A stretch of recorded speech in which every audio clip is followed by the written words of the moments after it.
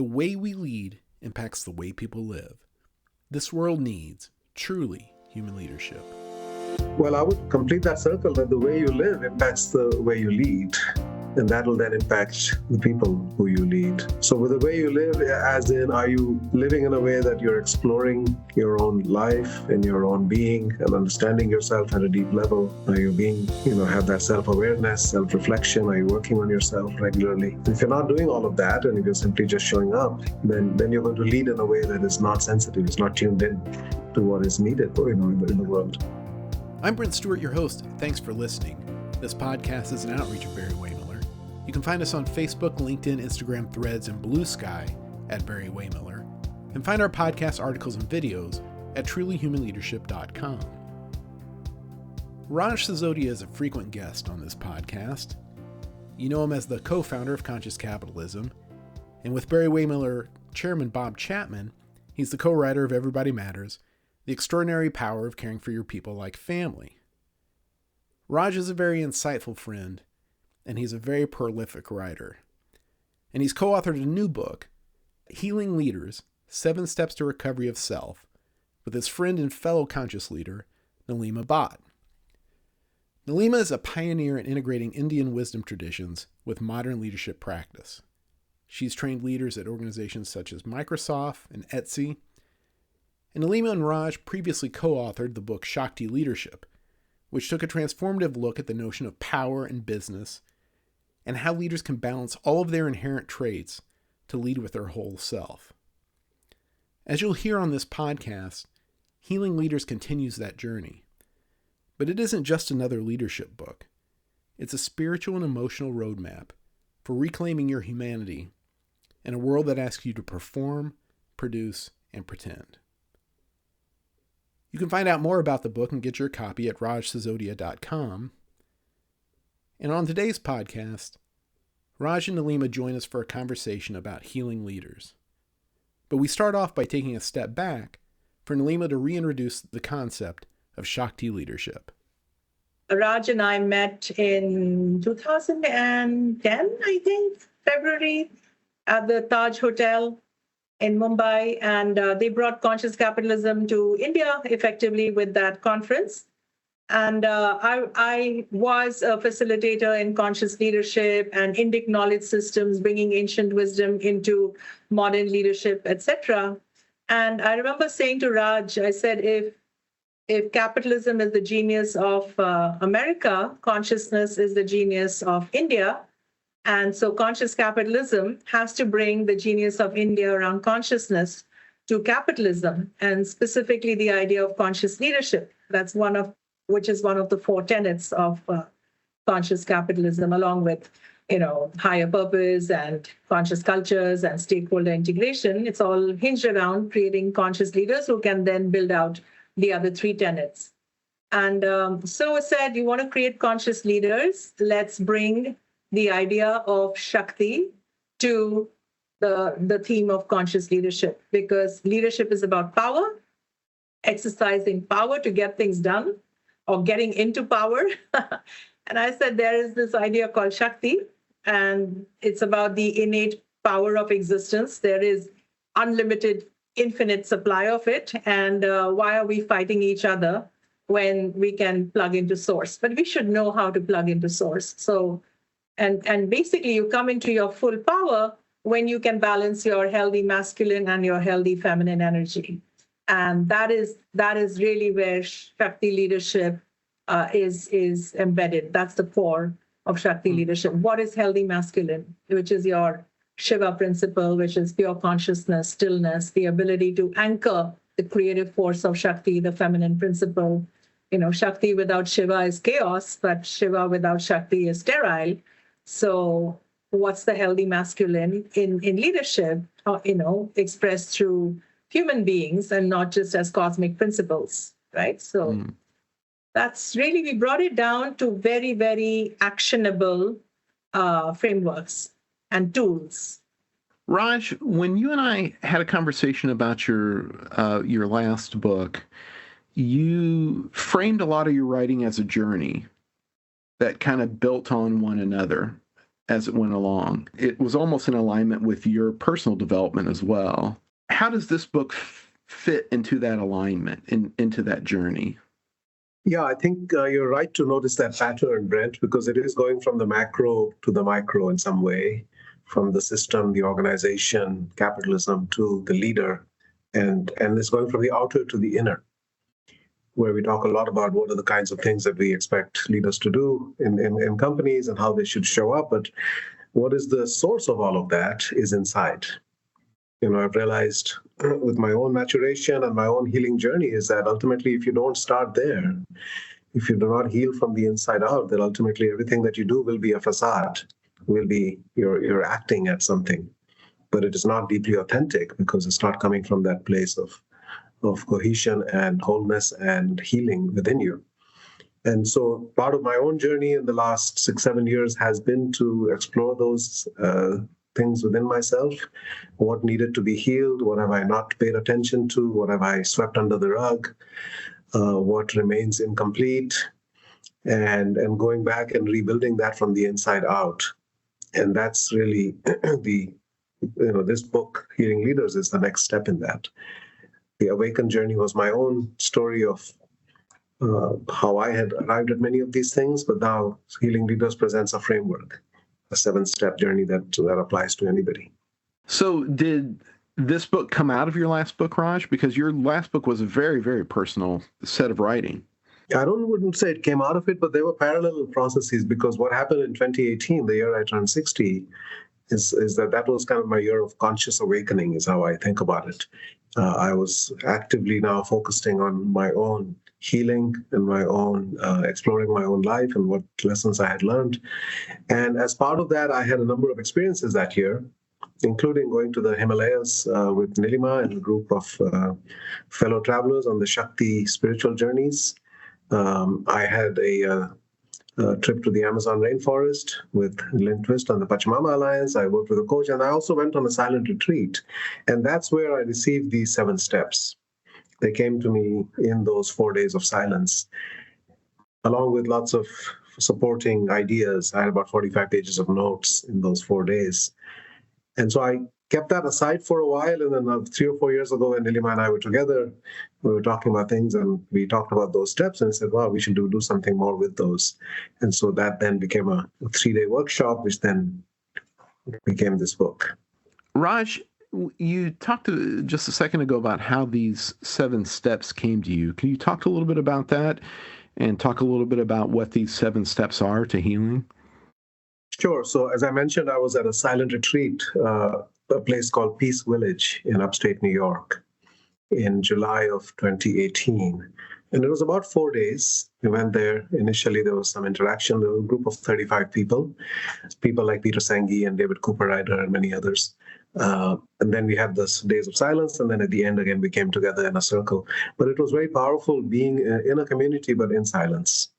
And in those days of being in nature, walking around with a journal, I started receiving all these downloads and captured them. And the 7 steps that came to me roughly in that order at the time, and we can talk about each of them if you like. The first one being know yourself, that it all begins with self-knowledge. If you are to lead an authentic life, you first have to know who you are. And what does that mean? At what level do you know yourself? Not just surface level identities, but really going down into your essence and your values and your true self. The next step is to love yourself. Because a lot of people, even if they know themselves to some degree, they actually, the more they know, the less they like in many cases. And how do you get to that place not only of self-acceptance, but self-compassion and self-forgiveness and ultimately self-love? And then the third step is to be yourself. Once you know yourself and love yourself, how can you be fully that being into the world? That's what you're called to manifest, is to be a full version of yourself in the world. And then the next step is to choose yourself, which is to say that don't look back at your life and feel like a victim of it. There are challenging things that happen to all of us in our lives. We may not have had the ideal parents. We might have had difficult circumstances growing up. And many of us tend to look back at that and say, why me? Why did I have to suffer all of that? And the realization that actually all of that was there to shape you. And all those experiences were meant to serve you in some way if you look at them in the right way. So you can't change your past, you might as well choose it. So that's the idea of empowering yourself by becoming a learner based upon your own life lessons, the curriculum that you came here with, everything that happened to you and all the people who came into your life. So choosing your past, choosing your present, living with gratitude, and choosing your future, which is saying yes to that call for adventure, the call for growth, which is the hero's journey. You have to, if you don't say yes to that, you're saying no to your own future, basically. So that's choose yourself. And then the next one is express yourself, which now gets into, okay, now that you've said yes to life, what is that specific purpose that you are here to fulfill? And that's the expression, the full expression of your being into this world. What is the gift that you are carrying and that you went through the hero's journey to create? And how is that serving something deeper in the world? So that's express yourself. And then the next step is complete yourself, which is basically the message of Shakti Leadership, which has become whole, which is the masculine, feminine, but we've also added the elder and the child energy in that mix. So it's all four energies. So that in Nilima's beautiful phrase, that you become a wise fool of tough love. You have all the wisdom of the elder, you've got all the playfulness and joy and creativity of the child, and you have the toughness of the masculine, and you've got the unconditional love of the feminine, all within you, regardless of gender. And then the last step is heal yourself, which is primarily about recognizing your psychological wounds and traumas that you're carrying and that you have not acknowledged. And how can you then reveal them and feel them and begin to heal them so that you can show up as a healed leader who can then spread healing and love in the world rather than be reactive and get amygdala hijacks based upon external circumstances, and you don't even know why you're acting and saying the things that you do. So that's the 7 steps, basically, in a nutshell. How many of these are reminders to you? Are they all reminders to you all the time? I think they are. I think none of them are one and done, that you focus on know yourself for a week and then you're done. That you will keep coming back to these. There are layers of yourself that you will discover over time. So we liken this not to a circle that you complete once, but kind of an upward spiral. You keep going through these steps, and then you may come back and know yourself again at a deeper level. And you may discover something else that you need to do in order to love an aspect of yourself that you had previously denied, etc. So all of those steps, I think, have a lot of depth to them, and there will be a continuous journey over time. Some of them may require more attention from you at different times than others, but all of them are going to be ongoing projects in a way. Nilima, you had talked about in the book the concept of a wounded healer. Could you talk a little bit about that and how that relates to coming into this book and writing about healing leaders? So the wounded healer, I think it also comes through the Jungian, body of work, that the best healers or therapists are people who have made the journey themselves into their own darkness, into their own pain, into their own wound, and come out of it on the other side.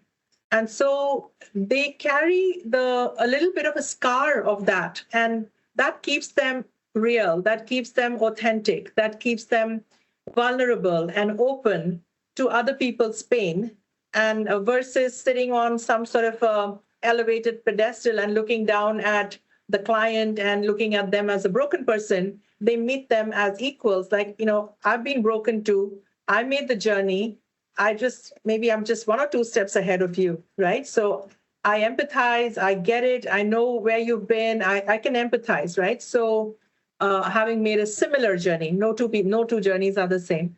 So that's the idea of the wounded healer, that some of the best healers are those who have made that journey. And that perfectly maps onto the hero journey, right? Like the hero brings back an elixir, and that elixir is what the therapist is giving their client, right? What a healer is giving. So, and using the same metaphor then, is there someone like a wounded leader, meaning instead of the leader, this is again the Brené Brown work around the best leaders are those who know how to be authentic and vulnerable versus those who put on a mask and act like they've got it all together. So the wounded leader is someone who has been wounded, made the journey to face that wound, heal that wound, and come back out, and therefore holds the capacity to hold others in their woundedness and help them to their healing, right? Now, of course, you do not expect a leader to be a therapist, but certainly we're talking about leaders as coaches. So that's a good thing to have. So if a leader sees themselves as a coach, if they can spot for where is something that perhaps is wounded in the person they are leading, and how do you then compassionately coach them, mentor them, sometimes if needed to go get therapy outside, support them in getting that if needed. So yeah, this book is not about replacing medical help or professional help, but it's certainly going to help leaders spot where medical or professional help may be needed for them or for others, and then be able to compassionately support.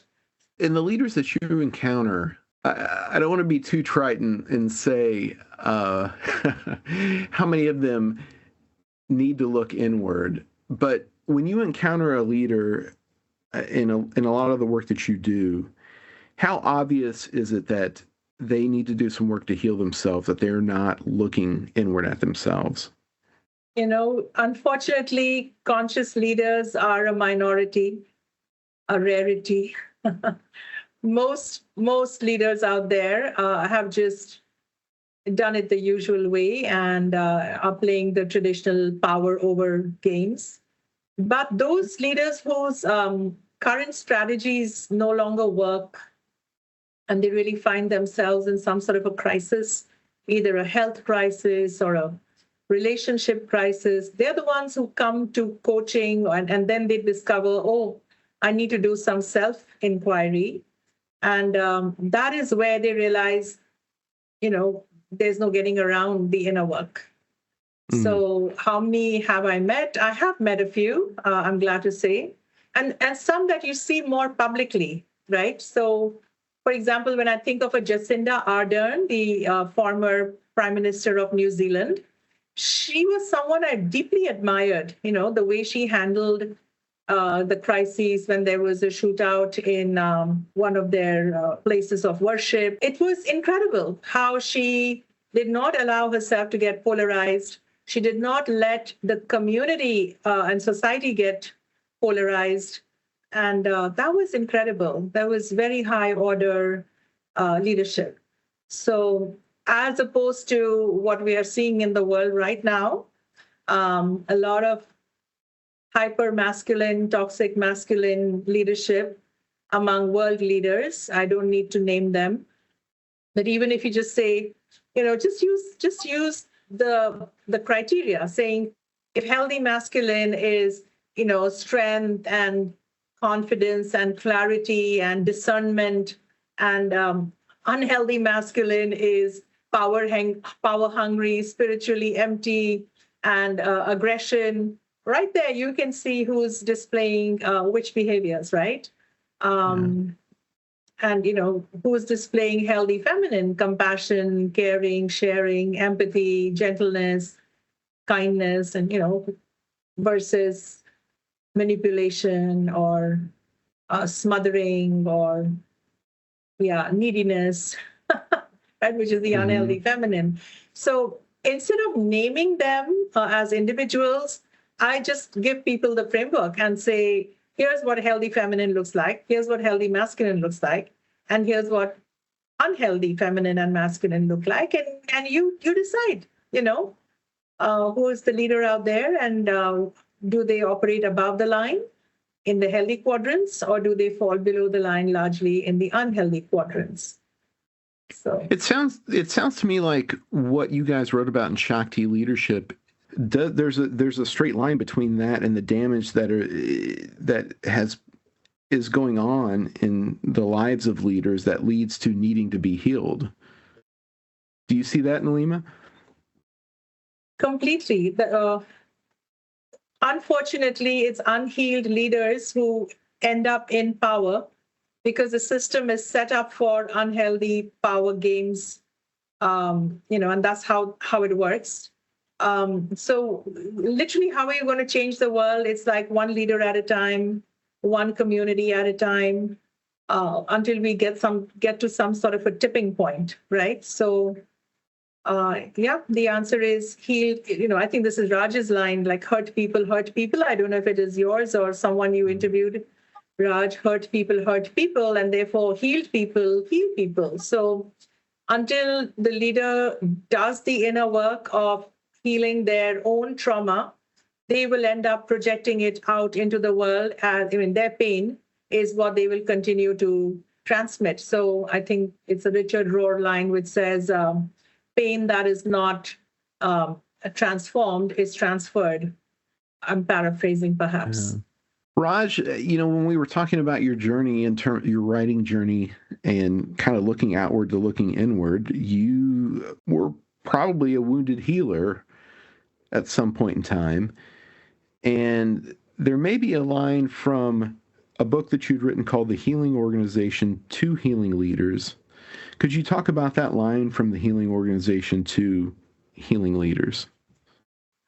Yes, so in one way, it's directly connected. When I was writing the Healing Organization, it was 2018. The book came out in 2019, so that was my year to actually do the writing. And that was also, as I said, the year I turned 60. And I was thinking about and reflecting on that milestone, but meanwhile, I was fully occupied with the next project. And I was full steam ahead without taking any break. In fact, the entire summer was blocked out for writing retreats. And then 4 women basically asked me the same question and stopped me in my tracks. Nilima was one of them, that you're writing a book about healing, but what about your own healing? Don't you have to work on your own healing if you're going to write a book about healing? And my initial response was, I don't have time for that because I have a deadline. October 5th is when that book was due. But fortunately, I had the wisdom to listen to them, and I delayed the book by 5 months. And I said yes to going to the Himalayas and those other things that I mentioned, going to the rainforest, the silent retreat, etc., and spend a lot of time in nature by myself as well. And so ultimately that then led to the process of me discovering a lot of these things, those 7 steps which came to me in an idea form, but then I started to apply them to my life. And then as I worked on my own memoir over the succeeding 2 or 3 years, many of those became quite tangible for me, and the need for that. And many of the traumas that I had either minimized or I had completely erased, interestingly. The most significant trauma in my life, I had completely erased, not consciously. We don't do that consciously, but it's called dissociative amnesia. That when something is so painful that it's hard for you to live with that memory, your body essentially erases that memory. But it's still, your mind erases that memory, but it's still buried in your body somewhere. As they say, the body keeps the score, right? So these traumas were in me, and I hadn't done anything about them. I had basically said the past is the past and it's done, and now let's just move forward. But you cannot really move forward until you heal the past. And that's the power of this moment. In this present moment, you have the ability not only to heal what's happening right now, but to heal the past through some version of what Nilima also does a lot of work in, the truth and reconciliation. You have to face up to the truth of what happened in the past, bring that out first into the open, and then do what it is needed in order to reconcile, in order to find peace with that. So that was really the direct thread between those healing organizations. You cannot have a healing organization if you have a leader who hasn't worked on their own healing. And that's an ongoing process. So the more they work on their own healing and the more they heal, the more their organization will become a place of healing as well. And again, that's the same thing with consciousness. The organization can only rise to the level of consciousness of its leader. And likewise, it can only rise to the level of healing of its leader, so that it can then bring those qualities into the lived experience of everybody in that company. So that was the connection between the two. I'm all about drawing lines between your work today, Raj. And there's another book of yours that I'm fairly familiar with called Everybody Matters. And there's a line that's kind of the theme of that book that says the way we lead impacts the way people live. How important is what you were talking about, what you are talking about, what you all are talking about in healing leaders important to that principle? Well, I would complete that circle that the way you live impacts the way you lead. And that will then impact the people who you lead. So with the way you live, as in, are you living in a way that you're exploring your own life and your own being and understanding yourself at a deep level? Are you being, have that self-awareness, self-reflection? Are you working on yourself regularly? And if you're not doing all of that, and if you're simply just showing up, then you're going to lead in a way that is not sensitive, it's not tuned in to what is needed, in the world. And so I would say that is the connection. And as I think about Bob's journey, in many ways, Bob went through his own healing. Bob had a challenging childhood in some ways. He had a challenging young adulthood with his father dying suddenly. And then he went on for a couple of decades without paying any attention to those things. But then he started working on himself. First, it was as a parent, as a father. He was taking those YPO parenting classes, and that started opening up something inside him, awakening something and making him more conscious as a parent. And that then started to show up in his leadership. And then, of course, all of those epiphanies that he had, they were part of his healing. And those were part of his hero's journey as well. Ed Salmon was one of his teachers in some way, right? The pastor in St. Louis. So I think all of us have that narrative somewhere in the background. And that's how Bob was then able to show up as a very, very different kind of human and a different kind of leader who genuinely cares. Doesn't pretend to care. He genuinely cares for the people because he's been there. He's experienced that pain that he's seeing in others. Nilima, Raj was just talking a little bit ago about his stubbornness in terms of how he had a deadline and he couldn't look past that deadline. And fortunately enough, he had people like you in his life to kind of help him to look past that. How hard is it for leaders to look past the expectations that they have in their lives to look within themselves? If your strategies are working, then it's even harder. Why would you change it or fix it if it ain't broke, right? So it requires some sort of a whack from the universe that forces you then to look within and make the change. I meet too many people who are just too scared to face themselves or to go within. It's like the wound, the minute you think you're going to touch that wound, it's like you get a sharp burn, and you just kind of recoil and then don't want to go there again. And that's how it is for most people. It takes a pretty significant crisis. Rarely do people grow from a place of joy and willingness. There is a slide we used to show, about this baby crying, and it says, the only person who likes a change is a wet baby, right? So, so it's not comfortable changing. And I also wanted to add that, it's a lifetime's work. I would love for one book to, deliver a transformation, but it's a lifetime's work. I began my journey, and it's a psycho-spiritual journey. So if you're just following a spiritual path, it may not transform you. If you're only following a psychological therapeutic path, it may not transform you. You need both. You need psychology and the spirituality. So the journey is psycho-spiritual.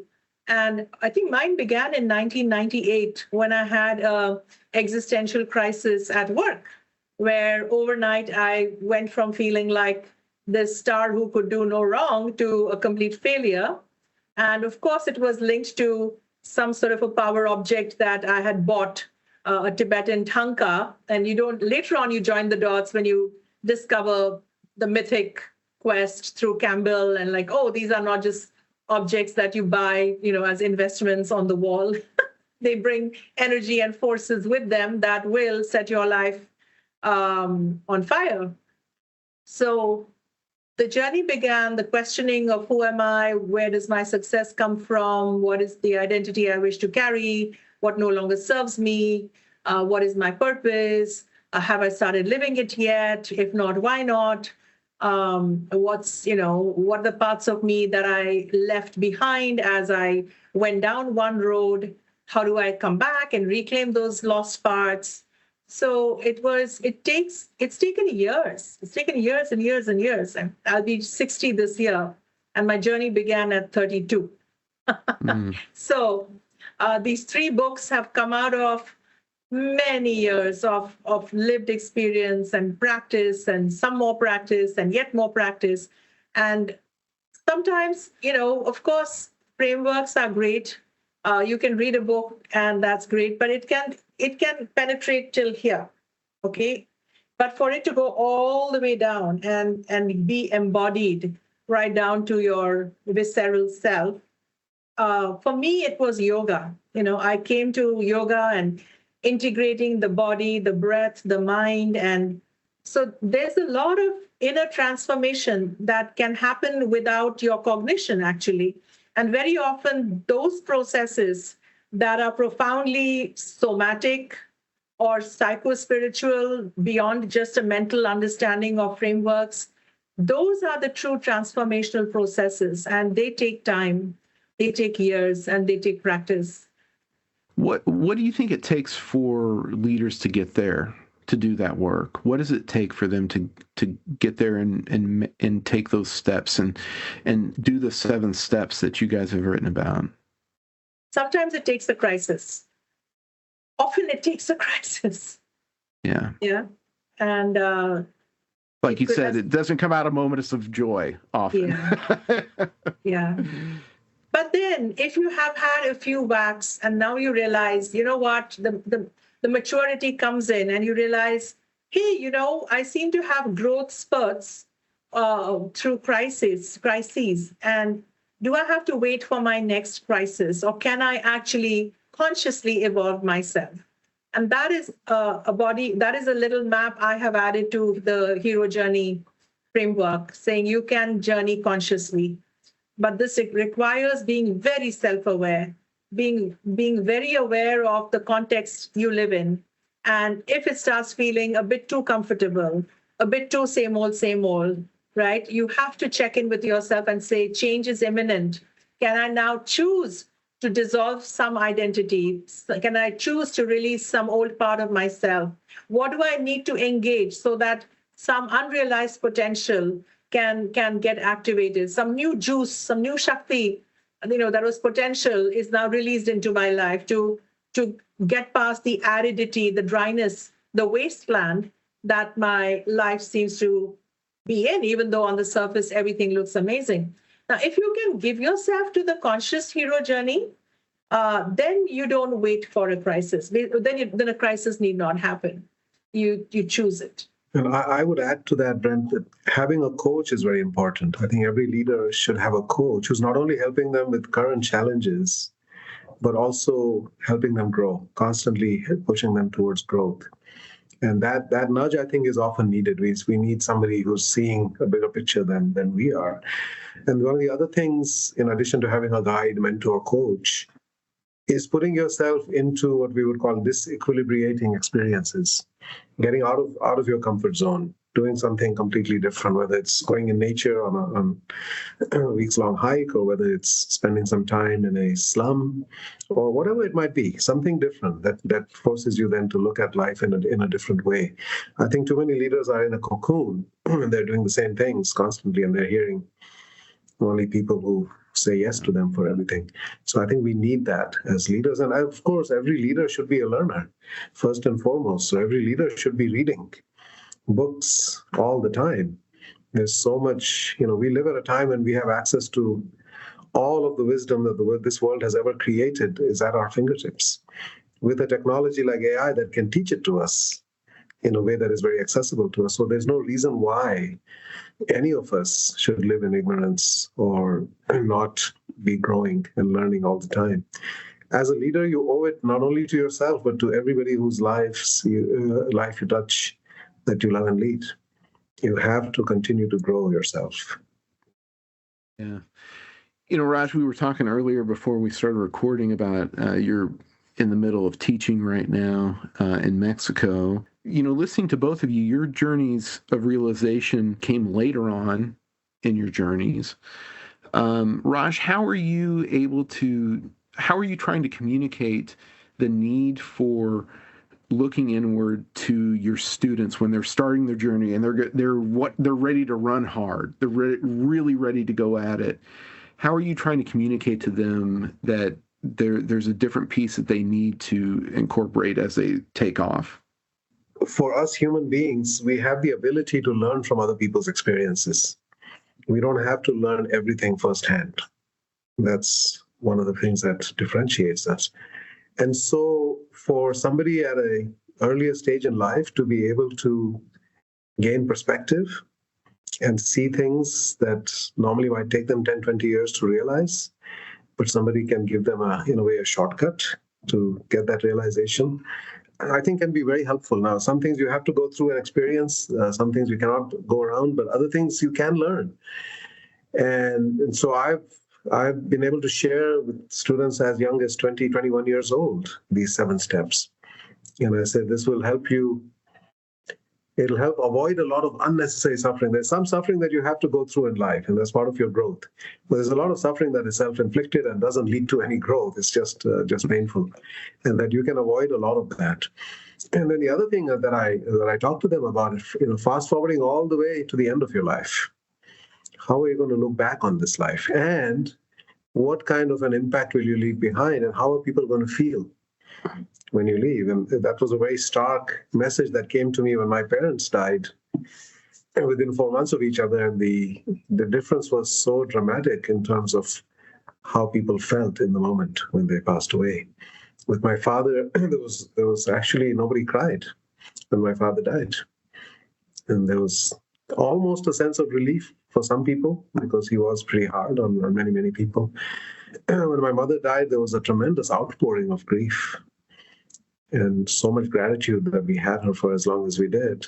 And so that said, how do you want people to feel at the end of your life? You want them to feel grief, or you want them to feel relief? And how are you going to live today so that indeed people will feel a deep sense of grief when you're gone from this life? And also as a leader, what happens when some leaders step aside? There's celebrations. Oh, he's finally gone, right? Do you want that to be your legacy, or do you want people actually to say, "Wow, that was a wonderful leader that we had"? So these realizations, I think, these are all seeds that we plant. They may or may not germinate right away. But I see my job as really to be out there planting seeds in people, regardless of how old they are. They could be. I might be with a 20-year-old in the morning and the 65-year-old CEO in the evening. But it's all the same. You're planting seeds, and they may germinate immediately, or they might take years. They may lie dormant, but they're in there.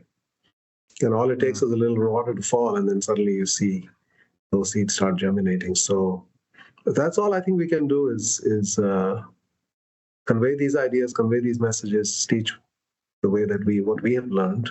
And I think that'll show up in people's lives as intended when they need it. How much of an impact do you see the book having on leaders if they really did take it to heart? I really believe this is a map to enlightenment. It's got everything. It's complete. And if people genuinely, sincerely followed the steps and worked them through to the end, there's no reason to really arrive in what's called freedom, fulfillment, awakening, enlightenment, right? Embodiment, enlovement. This is the map to get you there. It's about doing the work, but the map itself is complete. And, we don't take pride of authorship in these steps because they came as a gift. And I think there's power when something comes in that way, as opposed to you sit down and brainstorm a bunch of things. And each of them there's a deep wisdom tradition behind each of those steps. They're not new. Many of them are not new to the world, but we have put them together in a certain way that makes a lot of sense. I do think every human being needs to be on that journey and go through all of those 7 steps in some way. And if you can do it consciously, you're going to save yourself a lot of pain and heartache, and you're going to save other people a lot of pain and suffering as well if you do that. I advocate for people to set aside a certain amount of time. It's part of loving yourself is taking care of yourself and evolving yourself. So if at all possible, and many people have this freedom, but they don't exercise it, can you set aside 10% of your year, or maybe 5% of your year, do 2 or 3 weeks on personal growth and doing this kind of work and being on retreats and taking care of your body, etc. If we have that, because that's the best investment that you can make, better than anything else. Invest in yourself. 10% would be ideal, but even 5% of your year and 5% of your day into that. Don't forget you can get your copy of Healing Leaders, 7 Steps to Recovery of Self at rajsisodia.com. And also find us and connect on Facebook, LinkedIn, Instagram, Threads, and Blue Sky at Barry-Wehmiller. And you'll find more podcasts, articles, and videos at trulyhumanleadership.com. I'm Brent Stewart. Thanks for listening.